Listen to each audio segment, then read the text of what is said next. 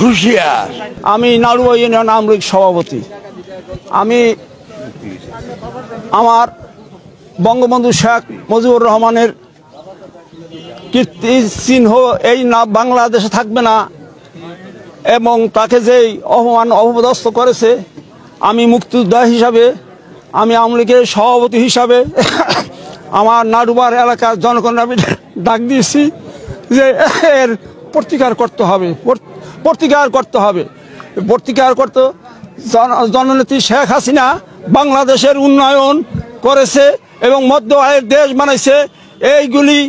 এইগুলি করার পরও তাকে যখন এই বাংলার মাটি থেকে তাকে পলাইয়া যেতে হয়, আমরা সেই প্রতিকার করে আমরা তাকে এই বাংলার বুকে আবার ফের আনবো এবং আমরা সেই আশা ব্যক্ত করার জন্য আমি সমাবেশ করতেছি।